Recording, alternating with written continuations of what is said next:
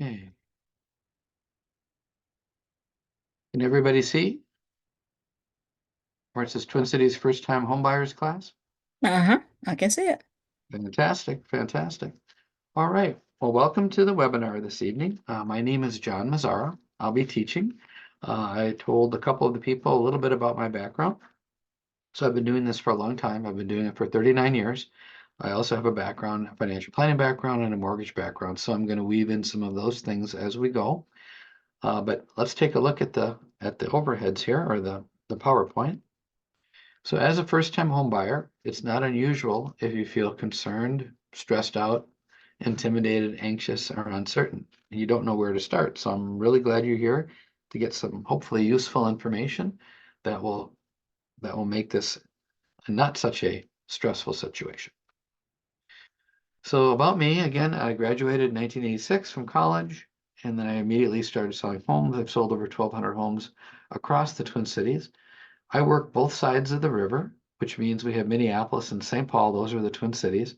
And we have the Mississippi River that runs through it. And I work with people on both sides of the river. A lot of times people just stay to the east or the west, but I have a working knowledge of all areas. I work with buyers, sellers, investors. I know the loans, the programs, and the lenders that can provide them. And I'm determined to help you find the right home if you would let me. So you could Google me. It doesn't cost any more to work with one agent versus another, but there is a big difference in experience. So whomever you work with, I know some of you aren't from this area, but whomever you work with, I would encourage you to work with somebody that's been in the industry a long time so that they can give you a lot of the war stories and can guide you appropriately. You're going to do this, meaning buy a home, maybe 3 to 5 times in your lifetime. So you don't do it often enough to become an expert. And if you work with somebody that also is relatively new and doesn't do enough transactions, you won't get the proper guidance. And since the cost to you is the same, you might as well get the most bang for your buck, if you will, and work with the most qualified. So I'm going to encourage you to seek that out. In Minnesota, one of the first things that we do is go over something called agency. Agency refers to who's being represented in a transaction. So there's somebody that represents the seller, that's the person with the sign in the yard. Somebody represents the buyer, that's the person that shows you the property. If it's the same real estate company or the same agent, then it's called dual agency, meaning one company or one party representing both buyer and seller. And if we're representing nobody, just doing paperwork, we do something called facilitation. Facilitation means that we fill out the paperwork according to the wishes of the buyer and the seller with no representation of either party. At the very bottom in bold, you'll notice that with regards to sexual predators, we give you a website and a phone number. And that's for you to do your own due diligence on. So if a seller, for example, was moving because somebody they didn't want to live next to because of their offender status moved in and later you bought the home, you would have no recourse. You don't get to go after them for non-disclosure because you're given this phone number and website and it's deemed a non-disclosure, non-required disclosure item. For real estate data within the Twin Cities, we can look at a macro and drill down to micro view. And so the website for that is www.mplsrealtor.com. Now, this is a macro view, and I'm going to call your attention to 3 items. It always is a month after the month that we're in because the data has to have occurred for it to be calculated. In the first column, we're looking at a year-over-year comparison of April. Homes moved from 370 to 386 as the median price, up about 5%, and over a 12-month rolling period, kind of smoothing the data up about 3%. That's much more in line for what salaries are increasing by versus when rates were down in the 2, 3, 4% range, how you were seeing homes appreciating at 10% plus. And that was not sustainable. So I think they achieved their goal with regards to stopping the real estate market with regards to raising interest rates. Today, interest rates are between 7 and 8, given, depends on the loan program and your credit and your down payment, but that's approximately where they are. If we look back over 50 years, the historical and the interest rate range was 5 to 6. So we're higher than the normal range. The 2, 3, 4% that we had for many years was really a gift from God, and that is probably not going to come back again. So I would not plan on that. If you're lucky enough, to get something in the 5s and 6, I would be happy. One of the things that you could do is get the home today, and then at a later date, look at going ahead and refinancing. So that might be something that you consider why you would buy sooner than later, because a lot of people right now are on the sidelines waiting for that opportunity of lower rates. Well, if the rates come and drop down, then you're going to have a lot more competition. You're going to have a lot more people that you're bidding up against. So the drop in the rate will translate into higher prices for multiple offers. So I would encourage you, if you have the ability and if you're thinking of it, to look at doing something sooner than later. I think it would be more advantageous. And again, you always can refinance should that rate drop. If we look at months of supply of inventory, we see that it moved from 1.7 months to 2. So that's roughly about an 18% increase in available homes for sale. Now, some markets, like parts of Florida, Las Vegas, Utah, for example, have a lot more inventory. And so those areas are sort of in a recession with regards to real estate prices. Here, they're relatively flat to slightly increasing, but we do have more to choose from. And so a buyer many times will be able to take their time a little bit. In the past, when rates were so low, 2, 3, 4%, what you had is, people bidding 30 to 50,000 over list and buying homes sight unseen and are offering to cover the gap if the appraisal didn't appraise, and many other things that really put buyers at a disadvantage. Well, today, that's not the case. So what are the steps to home ownership? Well, number one is to come to a class like this to learn the process. I'm going to give you a graphic presentation of the process in the next couple of slides, as well as a checklist. So one of the things that you want to do is look at getting pre-approved, but even better is pre-underwritten.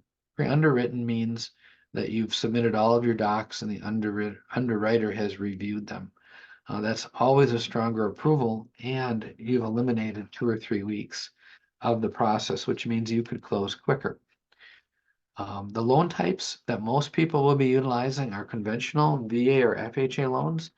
Conventional and VA are open to everybody. VA is only open to veterans. Today, there are so many down payment assistance programs. So if money is what's holding you back, don't let that, because at least in Minnesota, we have more than I have ever seen in my 39 years. So I'm going to tell you tonight about a special one that helps first generation homeowners, which means you've never had homeownership from your parents or yourself. So getting a little ahead of myself, but I'll cover that. It's brand new. It just came out. So you're coming to the class, you're learning about it, you're going to get underwritten by a lender, and then you're going to set up a search and start your house hunt with your favorite realtor.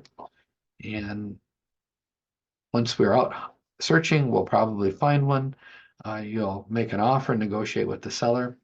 Part of our offer will probably involve a home inspection, or if you're buying a condo or townhouse, it'll involve a doc review. Part of the process from your lender will involve an appraisal and title work. So the chain of title has to be clear and the value has to be adequate for the lender in order to lend on it. The loan is finalized. You submit all your final requests for pay stubs and bank statements and other things, and we go close. Closing takes about an hour, and then you get to plan which holiday you're going to host for your friends and family. So here is a graphic of the 9 steps. So again, we're right here at the very top. We're getting educated. So you're learning about the process. You're going to figure out what you can afford. You're going to work with a lender to get you pre-approved based on what you can afford. We're going to set up the search based on that number and then start looking at houses. We'll negotiate to the best of our ability for the purchase.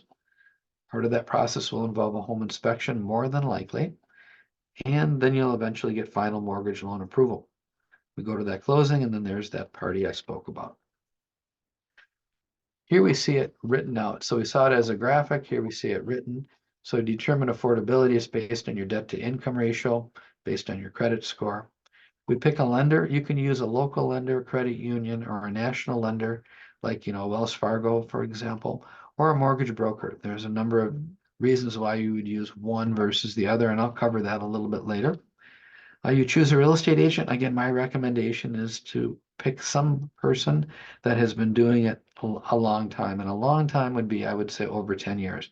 I don't think you're going to find too many people having been doing it as long as I have, but because it was my first career. A lot of times it's a second or third career for people, but pick somebody that has longevity in the business so they can guide you appropriately. You'll set up your search through the multiple listing service. That'll be based on location, also on minimum parameters. For example, I want 2 bedrooms as a minimum or 2-car garage, those things. We'll go out and visit properties. We'll eventually make an offer, and eventually we'll get one accepted. Now, it isn't uncommon, especially on a lower price range, to lose out because as the price is more affordable, more people can afford it, and hence there's more competition. Home inspection. From that, we may accept the house as is. We may request items be completed in order to go forward, or we may walk away. It just all depends what comes up from that home inspection. The lender will order the appraisal to make sure the value is adequate for the loan, and then we'll go to that closing. So mistake number one is ignoring first-time buyer incentive programs. How do the first-time buyer programs work? Well, they often coordinate with traditional loan programs to cover some of the down payment and closing costs. So for example, Fannie Mae and Freddie Mac may have a 3% down requirement. Well, you may say, well, I don't have 3% down. No problem. In Minnesota, we have something called the Minnesota Housing Finance Agency where you can borrow up to $18,000 to cover that gap for the down payment and closing costs. You only need $1,000 out of your own pocket. FHA requires a minimum of 3.5% down, and they also coincide and work directly with Minnesota Housing Finance to cover that down payment and closing cost gap. So don't assume that you need 20% down because you don't. Don't assume you even need the minimums down under these programs because if you combine it with down payment assistance, that's not required. In general, a first-time buyer is somebody that hasn't owned a home within the past 3 years. So what that means is you may have owned a home, lost it through a foreclosure or short sale, or just sold it and have been renting. You would qualify once again to be a first-time home buyer. Most programs have a requirement of education. Now, this class does not count, but most programs will direct you to 1 or 2 online places like Framework, for example. So I wouldn't take a class or go online until I knew which product and program I was going to utilize so that you took the right training. Your lender would be able to help guide you towards that class or classes. They typically are 8 hours. They want you to be successful and not to lose the home in foreclosure, and that's why they teach you this. Now, wouldn't it be wonderful if they had in high school or college programs that, for people to learn fiscal responsibility? A lot of times people don't, at least early in life, and then that precludes them from doing things because their credit's been blemished. So classes and financial education, I think, is very important. What is a first-time buyer program? It can be specific to your city or county, or it might be statewide. So in Minnesota, we have all 3. They are dependent on your income, meaning you can't make too much money, but they're fairly wide. Like, for example, one of the programs for Edina allows you to make up to $150,000. So you don't assume that you'll be excluded because you make more than the median income. Some programs, they want you to make less than the median income, but some of them have a very high income limit. All the programs are going to be dependent on a minimum credit score. Usually that's a 640 or a 650. Some are forgivable, some are deferred, and the forgivable ones usually are deferred over a period of years, like let's say 20%, for example, over a 5-year period. Down payment assistance can come in the form of a loan or a grant. Again, it all depends. Working with a competent loan officer, again, will help you figure out which one is right for you. Now, some of the smaller, let's say credit union type of lenders do the conventional and the other types of loans, FHA and VA, for example, but what they don't do is the down payment assistance. So I had a client about a year ago. She wanted to use her credit union, and I told her about the down payment assistance programs, and they, unfortunately, that credit union did not do them. So because they didn't, she didn't get to use it and ultimately had to wait longer to buy a house while she was accumulating her down payment. Here's an example of how that could work. So we have a gal, we're going to call her Anita, wants to buy a home using MHFA, Minnesota Housing Finance Agency, as a DAP, down payment assistance program that covers most of the expenses of buying a home. Hypothetically, the purchase is 250,000. She wants to finance 242,000. That's the 3%. That's the difference between 3% down in the purchase price. And there's going to be closing costs and prepaid items, escrows, for example, totaling a total of 13,750. All Anita will need is 1,000 of her own money. Then she could borrow the rest in one large second mortgage for the balance of the down payment and closing costs. She would have payments then associated with two loans, one for 242 and one for 12,750. Here's my lovely wife over at Wells Fargo, and Wells Fargo has a program called Dream Plan Home. So they'll provide up to a $5,000 credit for your closing costs. Now, it's not the down payment, but it is the closing costs. And this is a lender proprietary program. So this is not a Fannie Freddie. This is a Wells Fargo product.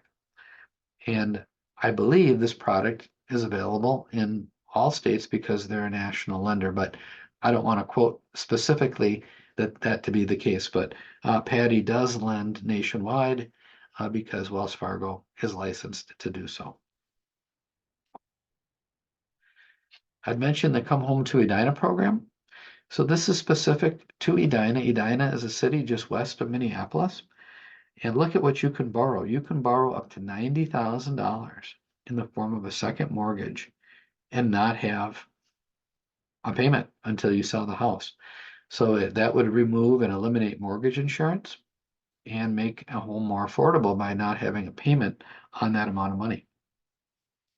Another thing that Edina has that some of the other cities have that we're just kicking off statewide is a first generation homebuyer program. So you see in the bottom where it says that you can get an additional $20,000 as a forgivable loan for first time buyers whose parents or guardians did not own their home. So if home ownership is new to you, then, because your family didn't own it, own a house, maybe when you grew up and you've never owned one, and you wanted to buy in the city of Edina, here's another 20 grand on top of the up to 90 grand that you could borrow. So anyway, that's just a tremendous opportunity. Here's an example of a state program. So I'd mentioned the Minnesota Housing Finance Agency. You can borrow up to $18,000 from them. Again, you have to qualify for the down payment and the closing costs. And again, it's statewide, so it's not specific to any county. It's all throughout the state of Minnesota. And here's the one that's got everybody talking. It's the first generation homebuyers program available throughout the state. So we talked about the one that was available in Edina, but now there's a statewide program. So they have two different versions. They have the Community Fund and the Minnesota Housing Finance Agency Fund. And then it kind of goes over the difference of what's available. And the Community Fund is forgivable sooner. You see loan forgiveness 20% per year over 5 years. Versus the other one that's forgivable 50% on the 10th anniversary and 50% on the 20th anniversary. So the Minnesota Housing Finance Agency loan, you might be able to get a little bit more, but you have to wait a lot longer for it to be forgiven. So given the two, a lot of people would rather do the community fund because who knows if you're going to be in your home 20 years, but 5 years you might say, well, for sure. So anyway, that's in Minnesota. That's not a national program, but it is something that might be available in some of the other areas of the country, like Maryland, for example. Here's a little bit more information on how that program works. and how the other program works. So types of mortgages, conventional loans, they're available for everybody. FHA loans also available for everybody. And then we have veteran loans that are only available to veterans. Underwriting guidelines vary per lender, and they have something called overlays. So what an overlay means is that I'll write the loan, but I'm going to make something extra tight, meaning, well, I shouldn't say extra tight. I'm going to make something a little bit different. So instead of a minimum credit score of 620, I'm going to make it 640 or 660 or whatever it might be. So if you have a lower credit score, especially, you want to make sure you may be told we don't do those loans because your credit score is too low. It doesn't mean that another lender might not be able to do it, especially with FHA. FHA can go down to as low as 500. Now, there aren't many lenders that are doing 500 credit scores, and they will require a larger down payment, possibly 10% down, and a reasonable explanation as to why you had that credit score.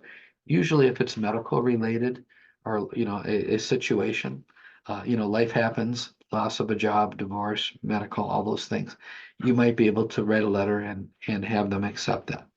What they want to make sure is that whatever your situation was, it is stabilized so that you're able to go forward.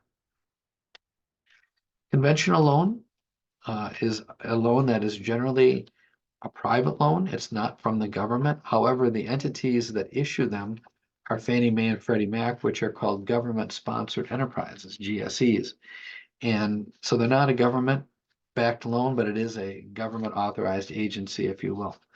Now, there is something called a non-QM loan, non-qualified mortgage loan as well, which works out really well for self-employed people or for people that have larger down payments that can't go through the traditional verification process. So there is another loan called non-QM, that's private money, not affiliated with the government or even ancillarily. FHA, F stands for Federal Housing Administration Loan.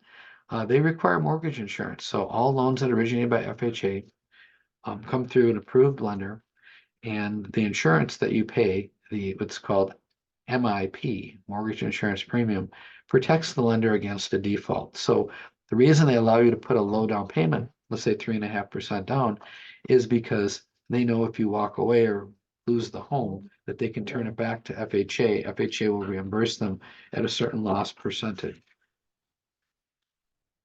So FHA loans, you can put 3.5% down. They go down, many lenders will do a 580 credit score, but some of the larger banks have a 640 as a minimum. And there are some mortgage brokerage shops that will go down to as low as 500 with extenuating circumstances. The seller, if you're making an offer, can pay closing costs of up to 6%. The low mortgage rates in general in comparison to other types of loans. So other loans like conventional loans, the rate is often tied to your credit. With FHA, maybe not so much, meaning it's this kind of the same rate for everybody, kind of regardless of credit. But there are minimums, that are required. Now that's not 100% of the case, but for most of the time that is.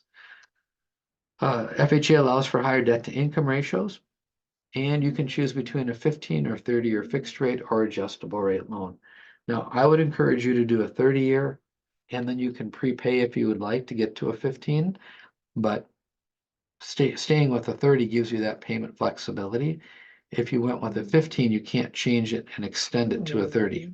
So you can do it the other way, but not, you can do 30 to 15, but you can't do 15 to a 30.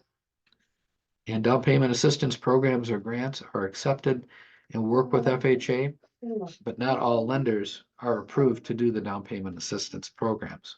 So you could say, I want to get an FHA loan with a lender, for example, but that lender may not be able to combine that with the down payment assistance program. So here's kind of a comparison between the two as far as minimums. FHA has a 3.5% down payment minimum, conventional 3. Credit score could be as low as 500 with FHA. Conventional is generally going to be 620 to 640 or better. Oops. Depends, maximum debt to income ratio depends, it's usually under 50%. with FHA, and also with conventional. They don't want you to use too much of your income for a house payment and then get yourself in trouble where you can't make that payment and lose the house. Income limit, there is none. You can make $1 million and take out an FHA or conventional loan, not a problem. And here are the loan limit sizes. I'm just gonna bring my dog back into the picture here. As you probably have heard him whine, so I'm gonna hold him for a second. So Rex will make a cameo appearance. The minimum out of pocket contribution depends on the program. Okay, first time buyers often lack the money needed. So where can you get it? Well, the down payment assistance programs really expands home ownership because, again, you can buy a home with as little as $1,000. You can also get a gift from parents or relatives or significant others.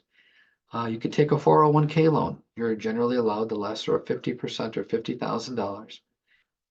Take an IRA distribution. Now you don't pay the penalty. However, you will have to claim it as income if you take it before age 59 and a half. There's a 10% penalty. And the seller could pay the closing costs. So with FHA, we saw they could pay up to 6%. With a conventional loan, they can pay up to 3%. Okay, here's what you can't use for down payment assistance. You can't use borrowed money in any form. You can't credit card cash advance. You can't take a loan from anybody other than an approved lender or down payment assistance provider. So if you are going to get some assistance from a relative, for example, they will need to fill out what's called a gift letter, which says that I'm going to give this person this money, but it is a gift. So what you do after closing is between you and that person, but for the purposes of the loan, it's a gift, not a loan. And undocumented cash. So you can't walk into the bank with a suitcase full of cash and expect to buy a house. All cash is tracked, and this with the money laundering and things like that, they have processes in place where they're trying to discover people hiding, let's say, illicit sources of income, and putting that back into the system through purchasing of assets. So you can't have undocumented cash. Now, what you could do if you have cash, because maybe you don't like to put it in the bank, uh, you would want to deposit it at least 60 days before you started your mortgage process so that you had an average balance on your bank statement for those 2 months. What you don't want to do is have, let's say, 5,000 in your account and then all of a sudden get 50,000. They're going to want a letter of explanation and know where that came from. Now, if it was a gift, no problem. Or if you sold a car, no problem. But if you have no explanation, that's a problem. So you want to introduce it into your banks and get it into the system with at least 60 days prior to you starting your loan process. Buyer's eligibility is based on underwriter review, and the underwriter is checking to see that you have the ability, meaning the financial ability, the income to repay that loan. They also want to look at your willingness to pay. So how you've paid people in the past is probably how you're going to pay people in the future, meaning we kind of are creatures of habit. So if we don't pay our bills, probably not going to start. I mean, hopefully you are, but that's the other thing they're looking at is how have you paid in the past? And then they look at the collateral of the home itself and they say, well, is the home, if I had to foreclose, could I sell this? So if it's a scratch and dent home, meaning it's, got a lot of issues, it won't be financeable under a traditional loan. It might be financeable under a rehab loan, but not under a traditional loan because the bank doesn't want something that can't be readily sold in the event that they had to foreclose. Okay, so let's go back to questions and answers. Okay, so we have one question. What if someone is a homeowner via the divorce process? I don't quite know what that means. Does that mean that you were getting a So, yeah, so what if like, through a divorce, like I acquired my house, I had to refinance it, but at the same time, I had to sell it in the process of moving, and now I'm in Maryland. looking for a house. So the mortgage was under his name initially, but Sure. because of the divorce, I had to refinance to get it off his name real quick. Yep. So now I'm starting over in Maryland. I'm trying to figure out how would I still be considered a first-time homeowner? No, because Okay, you owned it. It was in your name at some point, and you sold it. So nope, you will not be a first-time home buyer for for 3 years. After 3 years, yes, you should be considered under most programs a first-time home buyer. gotcha. But you could certainly buy a home. So I mean, you are eligible, no doubt about it, to buy a house. Um, but as a student, are you working and a student, or are you just a student? Yeah, working part-time. Okay, so part-time income, is it like 0.32, or is it like less than that, or About 30 hours a week. okay. Do you have a letter from your employer? No, but I can obtain one. Okay, so you might be able to qualify because a lot of the nurses work that, 0.3, 0.32, because the employers don't want to give them benefits. But if you have a letter, that states, that you are employed as a full, as a point, whatever it would be on a consistent basis, that might be okay, and you're still in the same field, so you didn't switch careers, so that would work. Um, so you might be able to buy it today if you wanted, but you're definitely going to want to do the underwriting process in advance because, like, let's just say you went out to Rocket Mortgage online right now. You could fill out an application, put in whatever you wanted, and you would either get, approve or denial. But let's say you got an approval. It's going to be based on the input, the information that you inputted. If you put in something that was inaccurate when they actually do the underwriting, then they just deny the loan or re-underwrite it at a lower or different amount. So because you moved, because you're at less than full, let's say 40-hour week employment, I'm not going to say it's going to preclude you, but you're going to definitely want to have that underwriting process completed. Are there any other questions? Just a quick one, Sure. John. Does when does the first time home buyer actually start? I'm asking this question because I've sold 2 properties already. I move in, fix them up, sell them. Sure. I'm learning from my brothers. Mhm. And um I just sold one about a year ago. So are you saying that once 2 years go by, I can literally start over and be a first time home buyer? It's 3 years in Minnesota. I think it's 3 years nationwide, but I'm not And I sure. think it's 3 here. I think it's 3 here in Florida. Okay. So that's typically what it is 3 years. So as long as you're buying and owning real estate and living in them, then you're not a first-time home buyer. So Got it. you'd have to be out of the game for a while. Got it. Got you loud and clear. Okay. Cool. Thank you. You betcha. Okay, just to be clear, is 3 years from purchase or 3 years from selling the home? 3 years from selling your house. Okay, If you makes just sold sense. your house, count 3 years out from there. Okay, makes sense.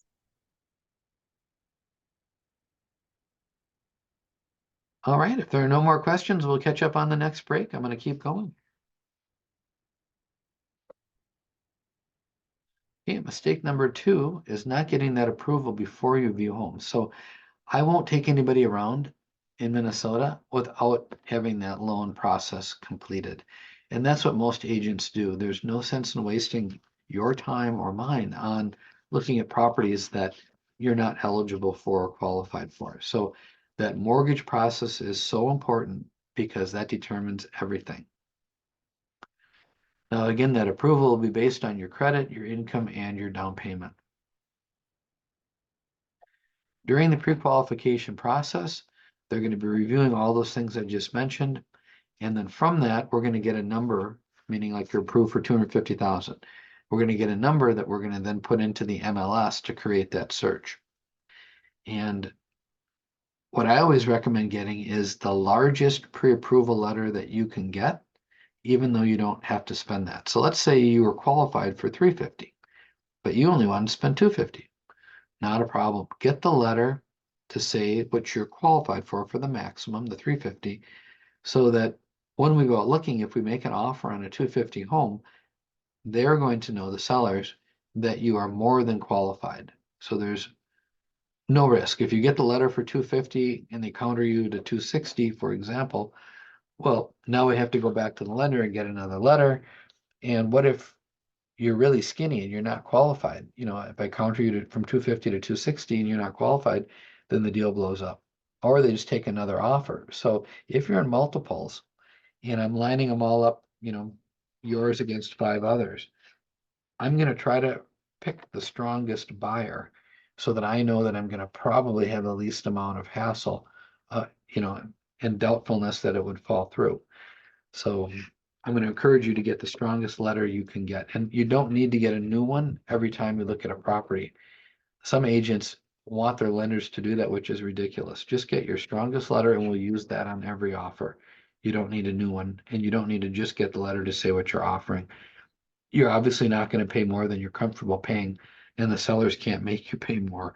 So you're going to offer what you're going to offer. They're going to either sell it to you or they're not. And the letter only represents your strength.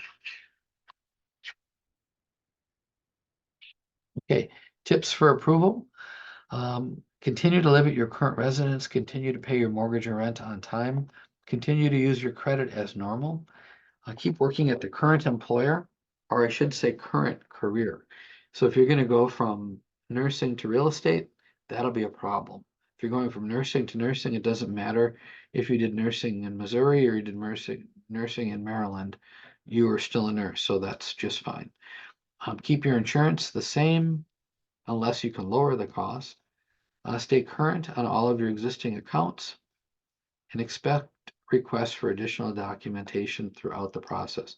So one of the things that's very frustrating for people, and I get it, is that you'll be asked to provide bank statements, letters of explanation, maybe 401k statements. So there's a lot of documentation that you're going to need to upload into your loan portal.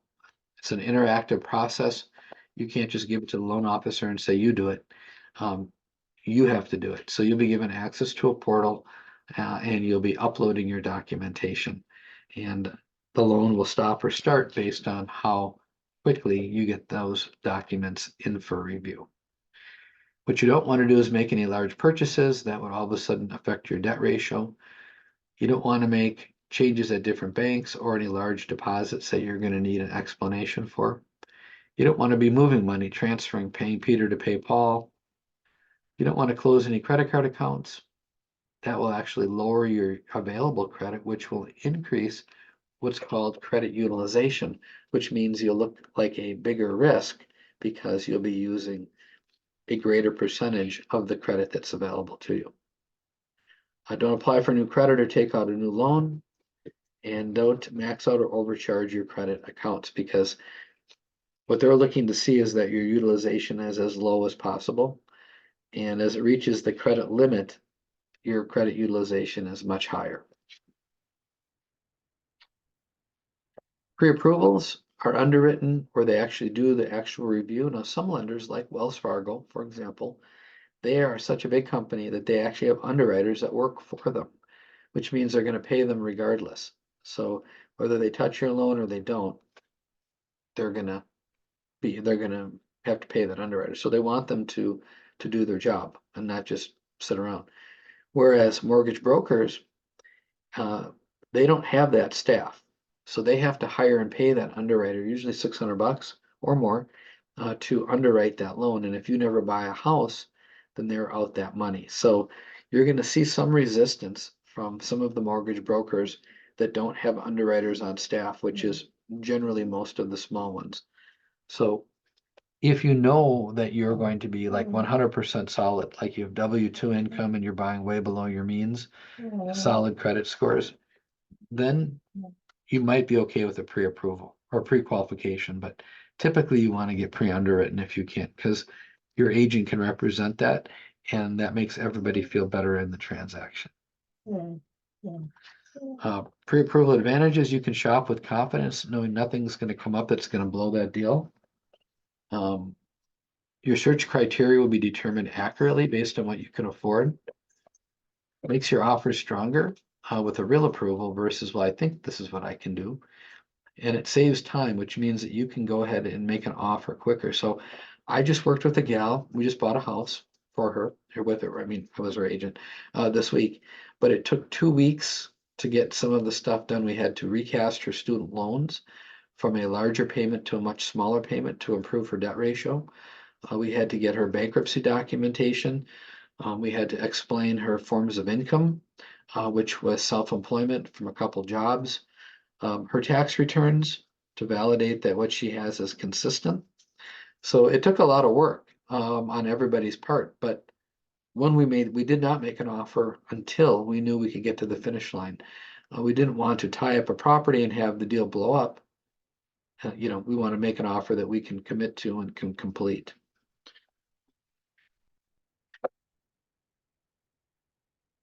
So mistake number 3 is using the wrong lender. Kind of touched on this a couple times before. Not all banks work with or are approved to use the down payment assistance programs. So under that first generation program in Minnesota, I think there are 10 lending institutions that are approved. So that means if you go outside of those 10 and you want to use that program, you can't. So know what program you want, and that's why working with somebody like me that can guide you after a discussion, I can say, well, this product's available, that product's available. You qualify for this, you qualify for that. This is a lender that can get it done. This is a lender that can't. So you need to work with somebody that has that knowledge. And most of my peer group does not. Because we owned a mortgage company for 25 years, I have a lot of knowledge, and my wife, works in it on a daily basis. So I'm very close to that side of the world. Larger banks and mortgage brokers, especially mortgage brokers, have lots of resources for self-employed people and or for some of the investor programs. So I love mortgage brokers because that's what we were. And what you're able to do as a mortgage broker is represent a number of different lenders. So it's not just your products in the agency products, it's a lot of niche products. So a broker can be a real asset, especially if you're going kind of outside of the box. Small banks and credit unions almost assuredly will not offer down payment assistance programs or only offer 1 or 2. And I mentioned that gal earlier that basically stayed out of the market longer than she needed to because she was accumulating her down payment when she could have used a down payment assistance program. Now, what if that home, and this happened to them, what if that home went up by 10% in that year? So that $300,000 is now worth, a $300,000 home now costs $330,000. Well, by saving that down payment, like maybe $6,000, it cost them $24,000 in additional cost. Whereas they could have gotten it right away with the Minnesota Housing Finance Agency. So it's all about balancing your situation with the right loan product and then going out and finding the right home and having the right set of advisors to advise you appropriately. So is a 30-year fixed rate mortgage always the best? Not necessarily. What about an ARM, an adjustable rate mortgage? An ARM will go up and down over the course of the life of that loan. ARMs typically are 5-year, 7-year, or 10-year ARMs. So what that means is that the rate is fixed for the first 5, the first 7, or the first 10. It is a 30-year loan. And so what happens is that after that fixed period, that 5 years, let's say on a 5-year ARM, then it will fluctuate for the next 25. And that can be good or that can be bad, because if we're in a declining interest rate environment, you'll never have to refinance because the rate will naturally come down. On the other hand, if we're in a rising interest rate environment, like we've been in the last 3 years, then it's bad because your rate will go up and you've got to be able to cover that extra amount of payment that you now have to make. What is a rehab loan? There's a product called the FHA 203K and with a conventional loan called the Homestyle program. So those are for your scratch and dent properties. So for Carmen, who is living in properties, utilizing a rehab loan right off the bat might be very helpful to you. Now, not all lenders will do 203K loans. Have you ever used one of those? Oh, God, I'm gonna say a little over 10 years ago, yes. Okay, cool. Did you use the full 203K or the light 203K? I didn't have to have the full amount because it was only a little to be rehabbed. Okay, so normally that's $35,000 for the light version, less paperwork, less hassle. The full version allows for up to the full amount of FHA, and you're going to need a construction consultant on that product. So what they do is they basically lend you the money to do the rehab based on your quotes and based on the appraisals. Mm-hmm. It doesn't have to come in dollar for dollar, meaning you might want to borrow 350, but it only has to appraise for like 310 because they know that some of the improvements, things like adding roofs and plumbing and whatnot, don't add dollar for dollar value. You have to do them. They're not going to add a 1-to-1 ratio of dollars. So they know that. So you could end up owing more than the home appraised for with a rehab product. Yes. There are lenders that will do them, but they are more work, and that's why you see many lenders shying away from them, but they exist. So if you need, again, help with finding a lender, let me know. Or if you need help finding a real estate person, even if you're not in Minnesota, through the REMAX network, I'm able to make referrals to agents all throughout the country, and I can help vet somebody for you in your particular part of the country if you are not affiliated, with somebody right now. Got it. And I also have Wells Fargo as my bank. Fantastic. Well, if you wanted Patty to do your loan, she could do it up here. She certainly could. Yep, she could. All right. Now, they don't do well, it depends. They really do some of what they really do well right now are jumbo loans. They've got some great programs for jumbo, great programs for new construction, and some of their proprietary programs for first-time buyers. They're really not doing a lot of the 203Ks or rehab loans because they're a lot more work. They might or might not be able to do those at this time. Buying directly from a builder without realtor representation. So remember we went back to who's being represented with agency, meaning there's a seller representative, a buyer representative, sometimes somebody representing both parties. Well, if you buy from a builder and you walk into a model home and there's an agent there helping you, who is that agent representing? Builder. Don't you think you might like to have somebody representing you? I think you do. So the cost of buying directly from builder is the same as if you're represented by an agent. So if I walk in myself with a buyer into, let's say, Lennar, and Lennar is a national builder or D.R. Horton, I can represent you and there's no additional cost to you. The builder pays the commission and you get to buy the house. And then I'm able to make suggestions to you about the project, the lot, the floor plans, and then help you make the comparisons between maybe D.R. Horton and Lennar, for example. If you work directly with that builder, you won't get that. So it's not going to cost you anymore. Why not bring in your expert and have them help you?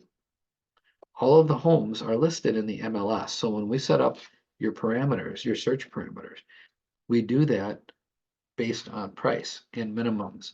And that covers everything then. It covers new construction as well as existing homes. So the truth about buying directly from a builder, sometimes they offer closing cost assistance if you work with their lender of choice. Of course, you can work with any lender you want, but sometimes they redirect to either a subsidiary that they may own or another company that they've had success closing with. So remember, if we go back to where I said that I want all my buyers underwritten if I can, what the national builders like to do is have their lender look at your mortgage profile to make sure if they start building a house for you, that you're going to be able to complete the transaction. So that's why they like to, if they can, encourage you to work with their lender because then they have more control over the transaction. A realtor works for you either in new construction or existing. And I believe we add value to the process with our knowledge. Can help you, again, make the lot selection and help you evaluate between builders. Mistake number 5 is skipping a home inspection, when it might make sense and when it might not. So first off, I will never tell you to skip an inspection. There'll be times when you may not choose to have an inspection though. And for an example, if you're in a multiple offer situation and you put in that my offer is subject to a home inspection, that creates a contingency because you could back out based on that inspection. So it's a sale, but not really, because you have the ability to walk away or change, or at least try to change and negotiate different terms. On the other hand, if I remove that, then it's a solid offer.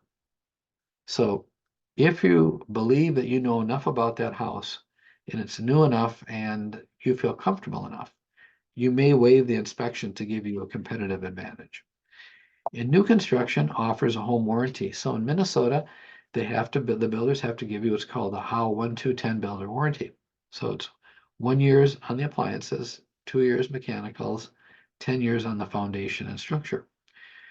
And that's given to you by the builder as well as it's backed up by an insurance policy. So if the builder goes out of business, that you can then go to the insurance policy. So all the national builders, of course, do that, and so do the builders of scale. Even if they're a small custom builder, they have to do that, and they will provide you with that. A risk of skipping a home inspection on an existing home is that you may be aware of deal breakers. I call those money bombs. So again, if I've sold over 1,200 homes, I must have been in over 10,000 homes in my 39 years. And so I can point out, and I do many things right off the bat that I think are going to be issues. So I don't let you buy a bad house. I make you aware of everything that I'm aware of as we walk through it. And that's again, working with somebody that's been around for a while, they're going to have that knowledge. Money bombs are things like roofs, siding, furnaces, other mechanical issues that are essential for a home, but don't add any value. And so if you buy a house with a bad roof, you may be planning on, or you should plan on, $20,000 to $50,000, depending on the size of the house, for a new roof in the future.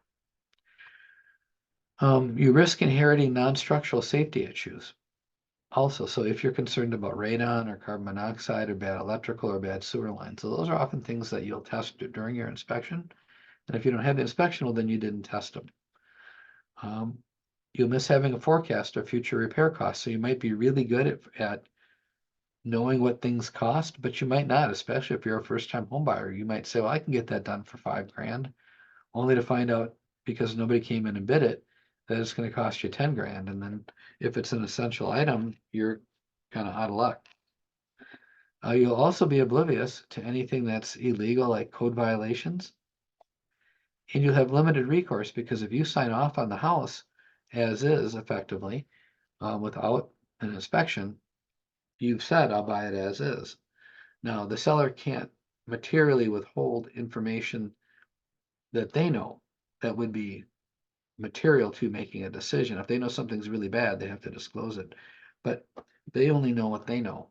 And sometimes they don't know that there's a problem.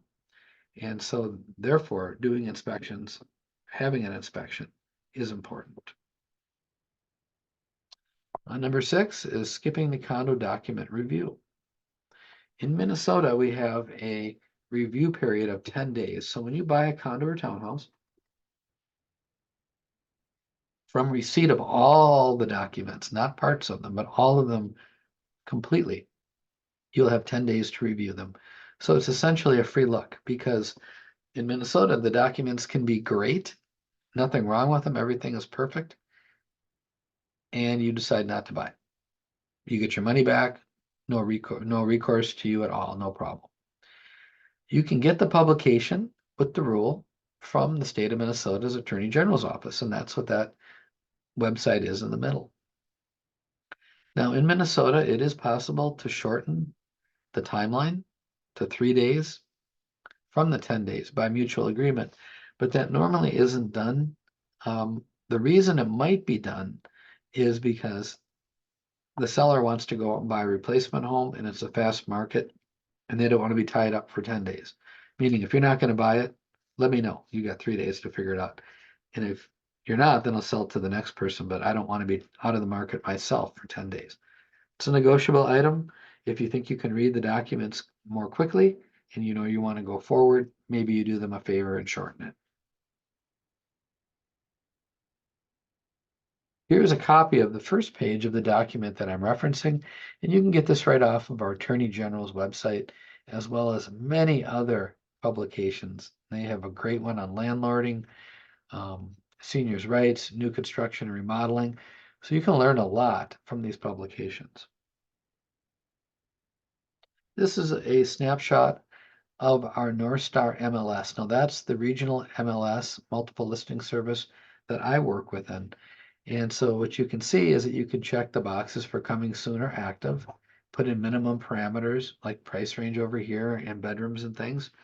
And then we set up a search. So initially we're going to come up with, here's what's available today. And then we can set it up to auto drip, meaning you'll be receiving new listings as they become available going forward. So you might not get any on Monday, and then 3 on Wednesday, and then 1 on Friday, and so on and so forth. So as listings become available within the system, you automatically get an email. And I always say it's never too early. So if you said, well, John, I'm in a lease for a year, but I would like to consider Minneapolis and St. Paul up to 400,000, 3 bedrooms. I would say let's build that search so that you can get the listings, so that when you're ready, you are an expert. You've already previewed online all of these properties, and you now have a very good understanding of value. Also within our MLS, the North Star MLS, underneath the listing itself, there's a little button you can push on it, and that'll say this particular home in this neighborhood is eligible for these programs. And then it shows you, what those programs are, and then we can see if you're qualified to get those. I have a first-time buyer book available. You can go to this website and download it and watch it, online. You just do the flip. If you're local, we could meet, or I could give you a copy. Here's the table of contents of what you're going to find in that book.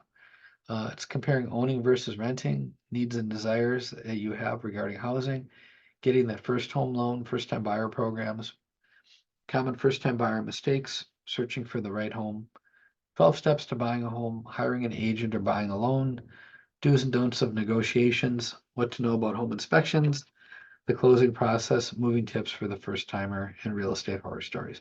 So all of that's in the book. Again, you can watch it online through the flipbook. I also have another book, Building the Case for Home Ownership. It compares renting versus owning. And if you look at where most people's wealth has been created, it's through real estate. And so I would encourage you, to owning a home whenever that time is right for you. I have other books available too. First time buyer, home selling, gaining more freedom by downsizing, investing in real estate. A couple of books on that. I also have a YouTube channel. So I interview people that are in the real estate mortgage industry and ancillary service providers, and you might find very interesting. You could go out, you could go put my name in over on YouTube, it'll come up, or you could, take a picture of the QR code.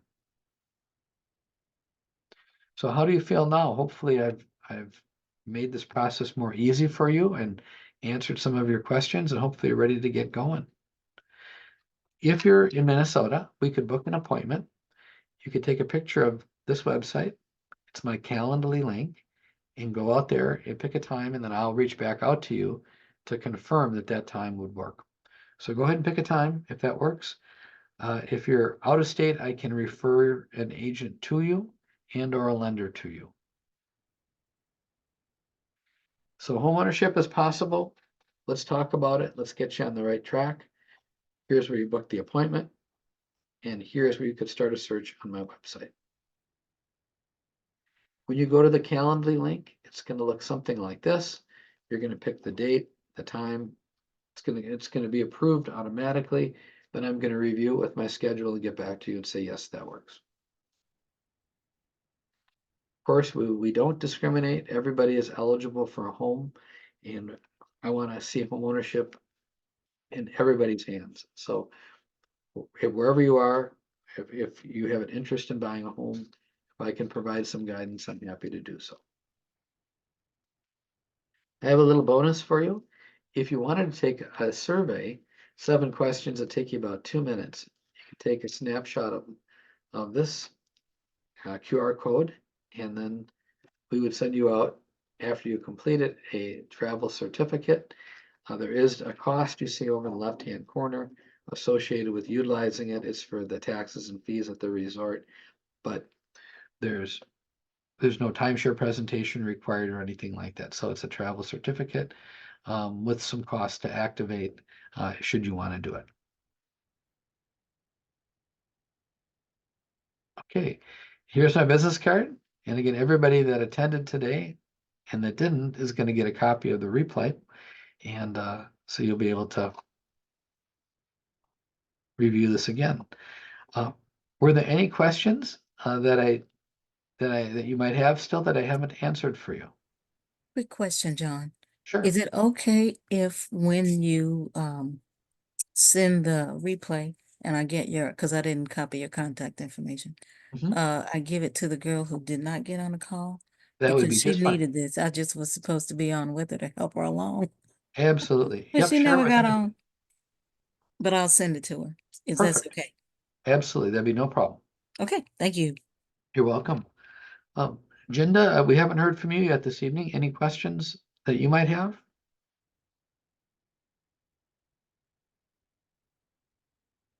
Hello, Jinda. Any questions?